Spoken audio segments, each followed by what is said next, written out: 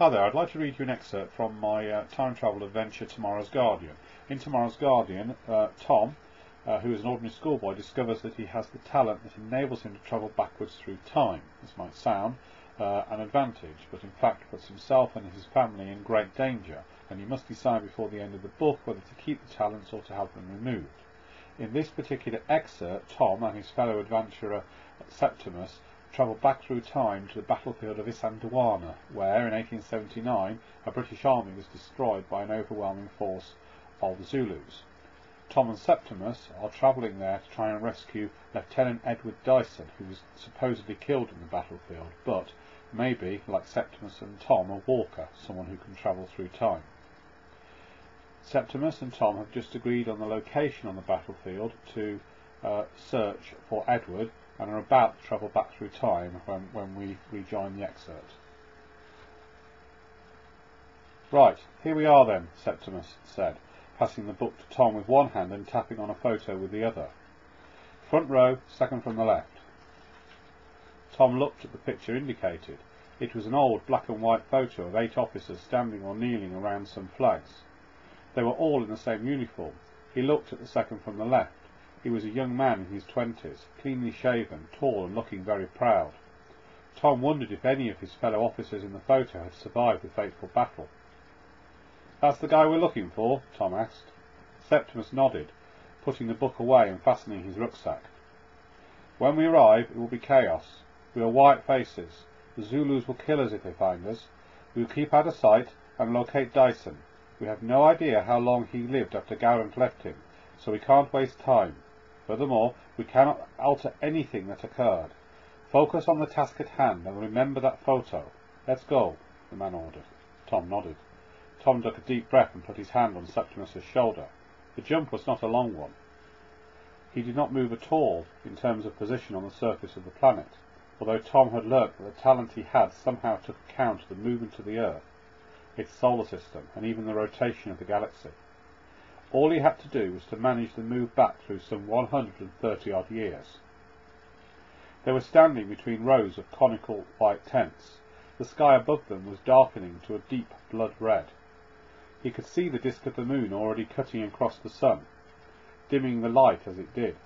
It was his first eclipse, and it was a frightening sight. All around them was noise. Somewhere nearby a man screamed. Elsewhere there was the crackle of rifle fire and the shouting of orders.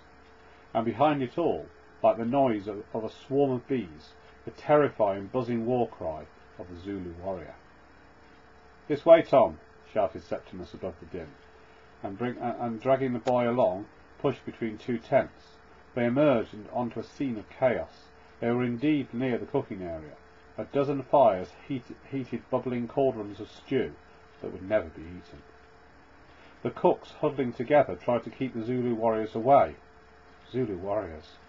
Now Tom could see them in the flesh. They were terrifying. Naked except for loincloths made from animal skins, head and armbands, they were armed with short spears which they used to stab the enemy, or with wooden clubs. A few did have firearms, but the vast majority seemed to favour surging at the British in great groups and overwhelming the enemy by sheer weight of numbers. Fortunately for Tom, he and Septimus had emerged from the tents behind the huddled groups of red-coated British riflemen, who still kept shooting down scores of their foe. For the moment, the Zulus were kept away from the walkers. Tom looked about, then his eyes widened. 100 yards away, near the cooks, he spotted Dyson.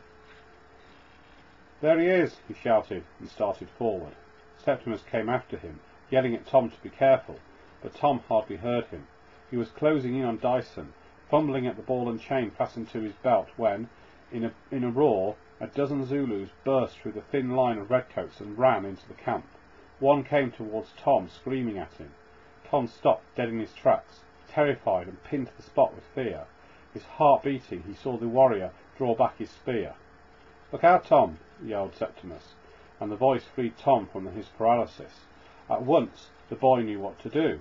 He charged towards the Zulu. Then, just before the spear point reached his body, Tom shifted himself a few steps forward. To the Zulu, it was as if the English boy vanished and reappeared behind him. Confused, the warrior span round to try and find Tom, and, as a result, he did not see Septimus approaching until, The Welshman's fist was crushing into his face. The adventurer leapt over the Zulu, who collapsed like a sack of potatoes and sprinted on after Tom. Tom could see Dyson, but was still yards away when a score of Zulus closed in on him. Their spears went back, ready to strike down the lieutenant. Tom shifted himself 10 yards forward in an instant. Reappearing in front of the startled officer, he grabbed the man's jacket and shifted them both another dozen yards into a nearby tent. A moment before he walked them both, he felt a hot pain as a spear point ripped down his side. Then they were gone, reappearing inside the tent. He and Dyson collapsed onto the ground. A few seconds later, the officer was on his feet, pushing a bullet into his empty revolver as Septimus burst through the tent flaps. "Damn, but you're a good kid. I've never seen anyone move so fast. Septimus stammered as he saw the blood trickling down Tom's side. Tom winced and looked up at Dyson. The English officer's face was pale, and he was panting hard as he stared at the two of them. "Who the blazes are you two?" Dyson demanded, pointing his revolver at Septimus before swaying a bit, and then collapsing in a dead faint next to Tom. Septimus leant down over Tom and pulled him to his feet. Outside there were growls, roars, screams and yells as the battle raged on. Then they heard raised voices in a language Tom did not understand, coming closer. Tom tried to reach out and feel the flow of time, but he now felt exhausted, and he found that there was nothing there. "Tom, we must go now," Septimus said, his face etched with anxiety as his eyes flickered over to the tent flap. Tom tried again, but he could still not feel the stream of time which he needed to access in order to walk the three of them back to the Neoptolemus's office. "Sorry, Septimus, I can't do it," was all he could manage to say before gasping in pain. The assegai wound must have been deeper than he first thought, because the pain was getting worse. Reaching down, he felt the blood trickling out of him, and it seemed as if his strength was dripping away with it. The world was starting to go dim and distant, yet, somehow, he knew that he must get them away from here. In his mind, he saw the cone-shaped mountain of Isandlwana, and with his hands he reached out for the slumbering body of the British officer. Septimus had picked up the officer's revolver and stepped back to stand between Tom and the door. The tent flap was suddenly yanked to one side, and two huge Zulu warriors entered, their bright spear points at the ready. Then there was a sharp crack of a gunshot, and one Zulu reeled back, grasping his shoulder. His fellow roared and advanced on Septimus, who pulled the trigger again, but this time there was only the click of an empty revolver. Septimus looked at the useless weapon, and then back at the Zulu, and shrugged. The fierce warrior grinned in triumph, and as he did, his arms swung back, ready to throw the assegai.